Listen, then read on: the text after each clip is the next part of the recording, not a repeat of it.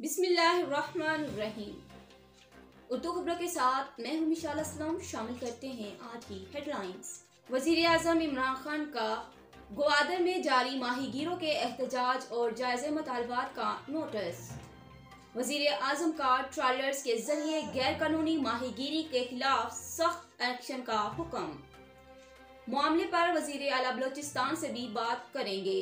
ग्वादर में माहीगीरों का एहतजाज 28वें रोज भी जारी है। खवातीन और बच्चों समेत बड़ी तादाद में लोगों ने शिरकत की। मुजाहिरीन का गैर कानूनी ट्रॉलरिंग रोकने का मुतालबा। सिंध के बल्दियाती बिल पर तहरीक इंसाफ की ऑल स्टेक होल्डर्स कॉन्फ्रेंस, जिसमें GDM, MQM, TLP समेत दीगर जमातों के नुमाइंदे शरीक हुए। नून लीग और पाक सरजमीन पार्टी को मदऊ नहीं किया गया। सिंध का बल्दियाती निजाम बेख्तियार है, खुर्रम शेर जमान। खुर्रम शेर जमान कहते हैं मेयर को पुलिस और ट्रांसपोर्ट के निजाम का इख्तियार नहीं दिया गया। 19 दिसंबर को एहतजाज करेंगे।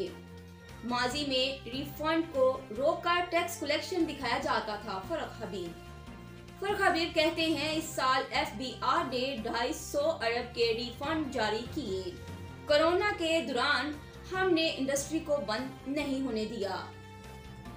3000 अरब रुपया कर्जों की अदायगी में चला जाता है।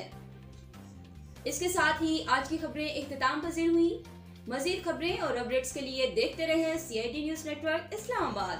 अपना ख्याल रखें, अपने साथ दूसरों का भी। अल्लाह हाफिज। You are watching CID News Network Islamabad.